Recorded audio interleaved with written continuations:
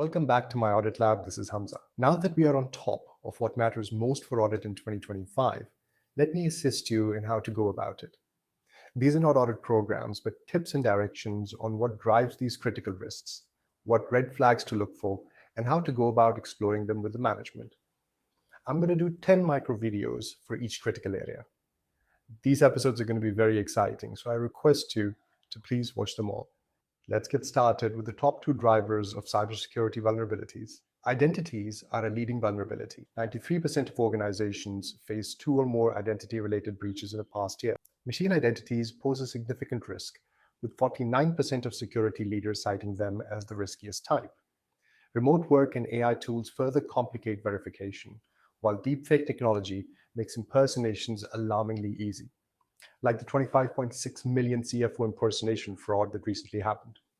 Both human and machine identities must be secured to prevent unauthorized access to sensitive data. Despite 69% of ID leaders expecting budget increases, global cybercrime costs are projected to hit $14.57 trillion in 2025.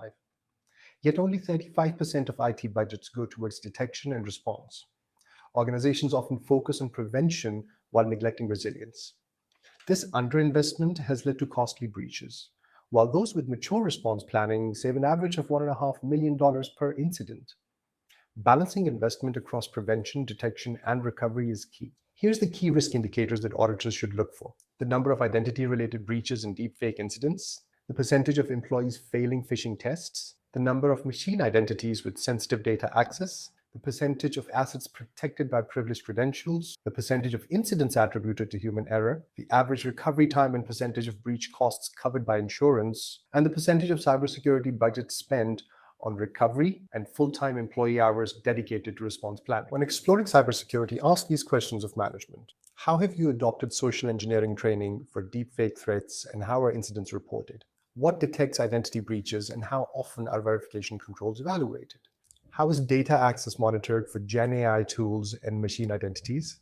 How are prevention versus response investments prioritized and assessed for effectiveness? And who handles cyber attacks? And how often are response plans reviewed? Once ready, here are the areas to focus on for your assessment. Evaluate the frequency and effectiveness of social engineering tests, including deepfake scenarios. Track employee performance in phishing tests and ensure additional training for those who fail. Assess how Gen AI tools access internal data and how machine identities are monitored. Review how budgets are allocated between prevention and response, and how ROI is calculated. Ensure plans address sophisticated attacks, data loss, reputational harm, and regulatory requirements.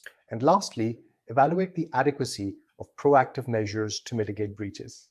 While 85% of CAEs plan to audit cybersecurity vulnerabilities in 2025 and 2026, only 42% are confident in their team's ability to provide the desired assurance.